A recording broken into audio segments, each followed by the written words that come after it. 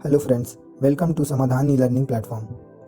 आज के इस सेशन में हम लोग डिस्कस करेंगे CISF के द्वारा जारी किए गए 1149 कांस्टेबल पोस्ट की भर्ती के बारे में। आप हमारे सामने देख सकते हैं CISF के द्वारा जारी किया गया जो ऑफिशियल नोटिफिकेशन है, recruitment of constable fire male 2021 in CISF। Date of submission of online application 29 January 2022 to 4 March 2022, यानी कि 29 जनवरी से लेकर 4 मार्च तक ये जो इसका जो फॉर्म फिलिंग का जो डेट है वो रखा गया है। क्लोजिंग डेट 4 मार्च को शाम 5 बजे तक। Online application are invited from male Indian citizens for filling up the temporary post of constable fire in CISF in a pay level 3। तो ये जो पोस्ट है लेवल 3 का है, जिसमें 21,700 से लेकर 69,100 तक जो आपका अलाउंस रहेगा वो रहेगा। तो चलिए अब हम लोग नीचे आते हैं और बात करते हैं जो एग्ज़ाम्स के बारे में। Application will be accepted through online mode के थ्रू इसका जो एप्लीकेशन वो लिया जाएगा। Physical efficiency standard test written examination under OMR और computer based test mode. Document verification होगा और review medical examination will be schedule and conducted. तो ये सभी चीज़ें इस प्रक्रिया में, एग्ज़ाम प्रक्रिया में होंगी। Written examination under computer based OMR mode will be conducted only in English and Hindi. तो ये जो एग्ज़ाम है रिटन टेस्ट वो सिर्फ हिंदी और इंग्लिश लैंग्वेज में ही होगा। After the completion of PET और PST and written examination under OMR और CBT mode, state wise and category wise merit list will be drawn separately in respect of each state duties based on the performance of the candidates in written examination and allotted vacancy in each state. तो हर state के लिए अलग अलग state wise और category wise merit list जारी किया जाएगा रिटन एग्ज़ाम और PET के बाद। Only those candidate who find place in the select list as per the available vacancy in each category in the state and UT will be called for detail medical examination. जो लोग qualify करेंगे अपने state और UT से, उन्हीं लोगों को detail medical examination के लिए बुलाया जाएगा। जैसा कि मैंने आपको पहले बताया, ये जो पोस्ट है लेवल 3 का है, जिसमें 21,700 से लेकर 69,100 तक आपकी जो सैलरी रहेगी वो रहेगी। नेशनलिटी जो है इंडियन सिटीजन्स ओनली अलाउड हैं इसमें। और वैकेंसीज़ के बारे में देखें तो वैकेंसीज़ की काफ़ी लंबी लिस्ट है। हर स्टेट के लिए ये जो वैकेंसी है वो निकाली गई है। आप देख सकते हैं आंध्र प्रदेश, अरुणाचल प्रदेश, बिहार, छत्तीसगढ़, चंडीगढ़, सब के लिए, सारे पोस्ट के लिए अलग अलग वैकेंसीज़ निकाली गई हैं। अब उसमें भी इंटायर स्टेट के लिए अलग है और नक्सल एरिया के लिए अलग है। तो आप जिस भी स्टेट से हैं उस भी स्टेट से आप देख लें और उसी के हिसाब से आप इस फॉर्म को भरें। अब हम लोग बात करते हैं एलिजिबिलिटी क्राइटेरिया के बारे में। तो education qualification, the candidate must pass 12th class और equivalent qualification from a recognised board university with subject science. यानी कि जो एजुकेशन क्वालिफिकेशन है वो 12th होना चाहिए और साइंस सब्जेक्ट आपका होना चाहिए। एज लिमिट जो है 18 से 23 साल होना चाहिए। और जो कब तक, तो 4 मार्च 2022 तक आपका 18 से 23 साल होना चाहिए। Candidate should not have been born earlier than 5 March 1999 and later than 4 March 2004। यानी कि जो कैंडिडेट है वो 5 मार्च 1999 से पहले और 4 मार्च 2004 के बाद के नहीं होने चाहिए। एज रिलैक्सेशन भी दिया गया है। SC/ST के लिए 5 साल, OBC के लिए 3 साल, एक्स सर्विसमैन के लिए भी 3 साल। और children and dependent of victims killed in the right 1984 और कम्युनल राइट्स इन 2002 इन गुजरात, तो इनके लिए भी जो एज रिलैक्सेशन दिया गया है, जनरल के लिए 5 साल, OBC के लिए 8 साल और SC/ST के लिए 10 साल एज रिलैक्सेशन दिया गया है। बात करें फिजिकल स्टैंडर्ड की, तो हाइट जो है आपकी 170 सेंटीमीटर होनी चाहिए। चेस्ट जो है आपका 80 से 85 सेंटीमीटर होना चाहिए और मिनिमम एक्सपेंशन ऑफ 5 सेंटीमीटर। तो जो आपका चेस्ट जो है मिनिमम 5 सेंटीमीटर तक आपका फूलना चाहिए। अब बात करें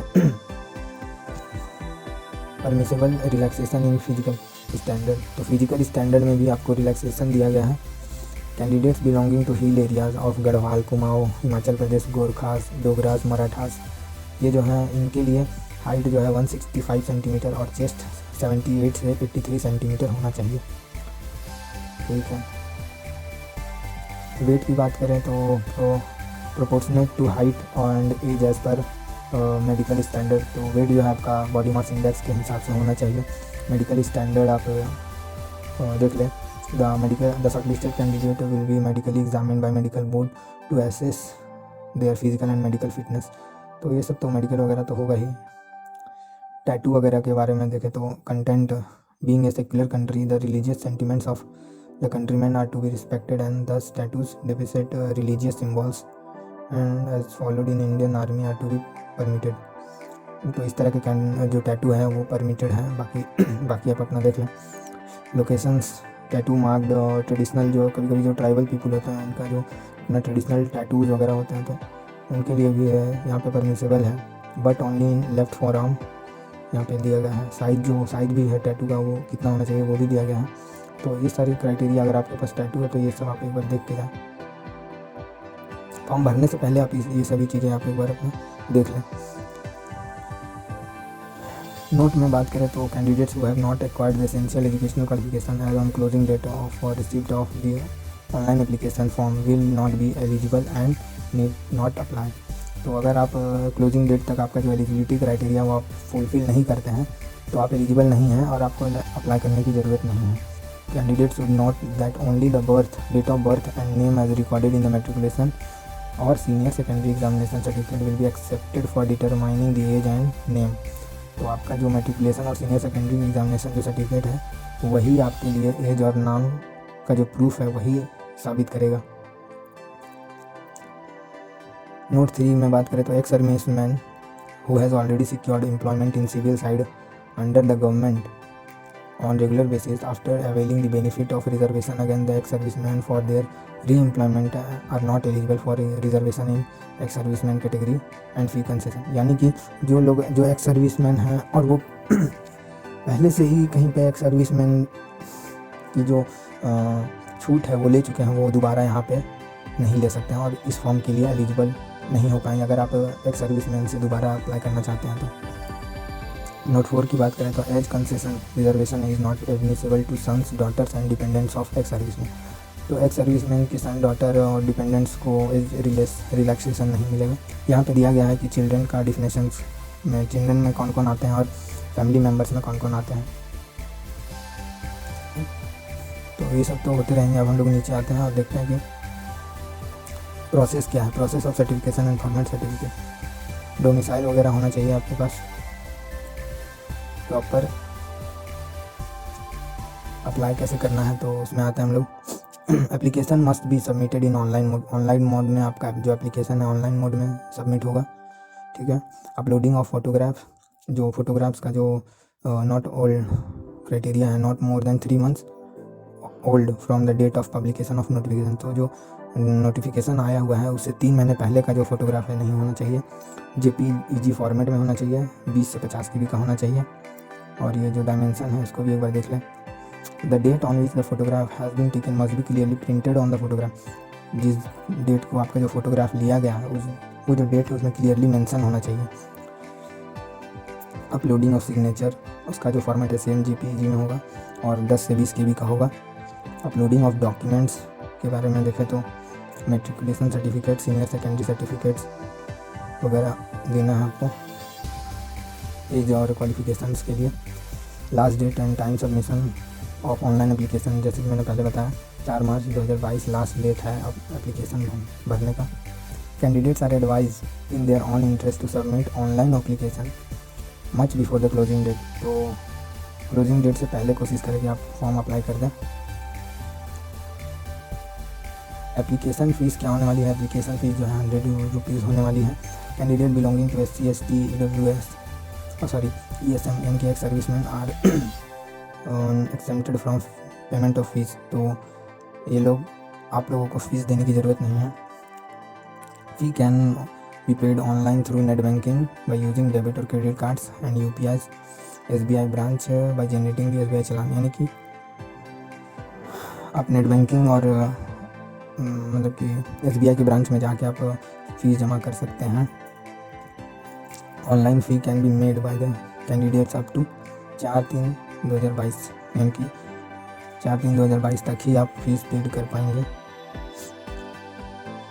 और however the candidates who wish to make the cash payment through challan of SBI may make the payment in cash at the branches of SBI within the working hours of the bank up to 7/3/2022। यानी कि जो लोग चलान के through payment करना चाहते हैं वो लोग 7/3/2022 तक पेमेंट कर सकते हैं, provided the challan has been generated by them before 4/3/2022। यानी कि उसमें भी अगर आपने 4/3/2022 के पहले वो चलान जो है जनरेट किया है तभी आप 7/3 तक बैंक के ब्रांच में जाके फीस जो है जमा कर सकते हैं। Once fee once paid will not be refunded under any circumstances nor will it be adjusted against any other examination और सिलेक्शन। अगर आपने एक बार फी पे कर दिया तो दोबारा आपको रिफंड नहीं किया जाएगा।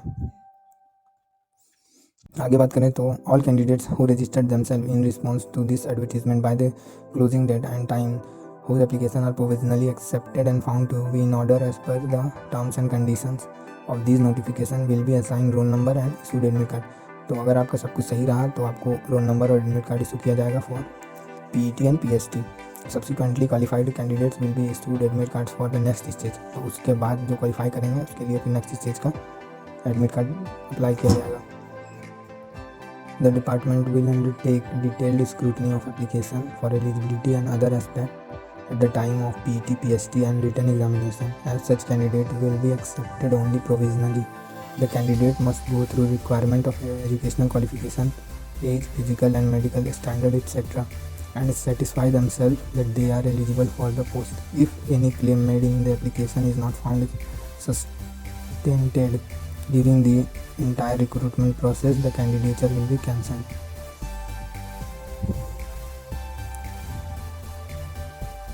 हम लोग बात करते हैं रिक्रूटमेंट प्रोसेस के बारे में।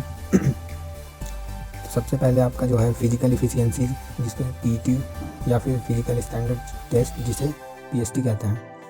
All candidates who registered themselves in response to this advertisement by the closing date and time whose application are provisionally accepted and found to be in order will be called to appear in PET, PST। तो सबसे पहले जो आपका PET, PST होगा। अगर आपका जो सब कुछ सही भरा फॉर्म जो है फिलअप हो जाता है उसके बाद आपको PST के लिए बुलाया जाएगा। Physical efficiency test and physical standard test will be conducted at various centres. Detailed scrutiny of candidates eligibility documents will be undertake at the time of DV। Therefore it will be responsibility of the candidate to verify their eligibility as prescribed in this notice before appearing for PET, PST examination. Candidates were found eligible on high bar test will go PET run. यानी कि सबसे पहले आपका height measure किया जाएगा, उसके बाद आप PET रन के लिए आपको आगे बढ़ाया जाएगा। तो PET रन जो होगा वो candidates have to clear 5 kilometre run in 24 minute. 5 kilometre का रन होगा 24 मिनट में। ये क्वालिफाई करने के बाद आपका PST होगा। PST में क्या होगा तो आपका हाइट मेज़र किया जाएगा, चेस्ट और वेट मेज़र किया जाएगा।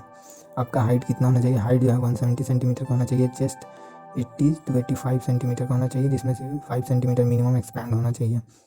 ठीक है, और ये सब तो मैंने आपको पहले ही बता दिया है। ये सब भी आप एक बार देख लें, जिनका जो रिलैक्सेशन दिया हुआ है उनके लिए है। अब बात करते हैं रिटन एग्ज़ाम के बारे में। अगर candidates who qualify PET, PST will be called for written examination under CBT और OMR mode. The written examination will consist of one objective type paper containing 100 question carrying 100 marks। ये जो है ये pattern है, 25 क्वेश्चन 25 मार्क्स के लिए, चारों में सेम है। टोटल टाइम 120 मिनट्स है। क्या क्या आएगा तो general intelligence, reasoning, general knowledge and awareness, elementary mathematics और हिंदी या फिर इंग्लिश। ठीक है। The identity of all candidates shall be verified with the biometric credential registered at the time of PET, PST before written examination. तो उसमें भी biometric होगा examination के वक्त, इससे आपका जो वेरीफाई किया जाएगा आपको रिटन एग्जामिनेशन के वक्त। जैसा कि इसमें पहले मैंने बताया कि इसमें कोई भी नेगेटिव मार्क्स नहीं है। There shall be no negative marking. Examination में आपका कोई भी नेगेटिव मार्किंग नहीं है। और आपका जो एडमिट कार्ड जो है आपको CISF के जो वेबसाइट है उसमें मिल जाएगा। 10 डेज़ बिफोर आपका जो एग्ज़ामिनेशन होगा उससे पहले 10 दिन पहले आपका वेबसाइट पे अपलोड कर दिया जाएगा। Candidates examination of 12th standard science subject. यहाँ पे क्लियरली मेंशन है जो आपका जो लेवल रहेगा 12 इंटर लेवल का रहेगा और साइंस सब्जेक्ट से रहेगा।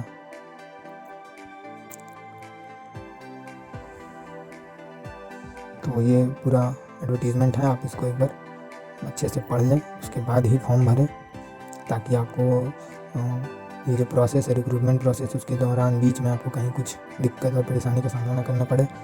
अगर आप ये सारे क्राइटेरिया जो है उसको फिलफिल करते हैं तभी ये फॉर्म अप्लाई करें। मोड ऑफ सिलेक्शन की बात करें तो the recruitment process will consist of PT, PST, written examination, DV and medical examination. The minimum percentage of marks for qualifying the written examination for general, EWS and ex serviceman is 35% and SC, ST, OBC is 33%। तो minimum qualifying marks जो है SC, ST, OBC के लिए 35% है और general, EWS, ex serviceman के लिए 35% है। इससे कम लाने पे आपको शॉर्टलिस्ट नहीं किया जाएगा।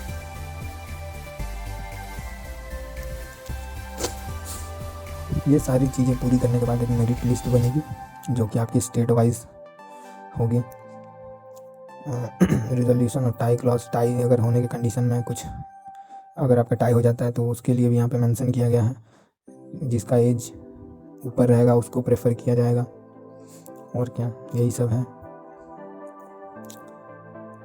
यहाँ पे सब लिखा गया है, candidate should verify carefully and must exercise due diligence while providing information about domicile state and district in online application form. No request for change of domicile state and district will be entertain after submission of application form under any circumstances. इसलिए form भरने से पहले आप सारी criteria अच्छे से पढ़ लें, उसके बाद ही फॉर्म भरें। यहाँ पे मेडिकल एग्जामिनेशन के बारे में दिया हुआ है, इसे भी आप एक बार अच्छे से पढ़ लें।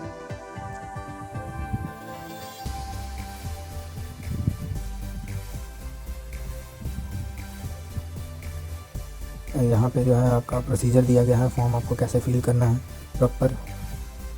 ये देखिए, फॉर्म फिल करने के बाद कुछ इस तरह से आपका एप्लीकेशन फॉर्म जो है वो डाउनलोड होगा। ये सर्टिफिकेट का जो परफॉर्मा है वो दिया गया है एससी, एसटी के लिए इस तरह का सर्टिफिकेट होना चाहिए। ओबीसी के लिए भी यहाँ पे दिया हुआ है। ये ईडब्ल्यूएस कैंडिडेट्स के लिए है, परफॉर्मा इस तरह का होना चाहिए। तो यही सब थी। यहाँ पे देखिए लिस्ट ऑफ नक्सल और मिलिट्री अफेक्टेड डिस्ट्रिक्ट्स की जो लिस्ट है वो दी हुई है। तो फॉर्म भरने से पहले आप इसमें अपना देख लें।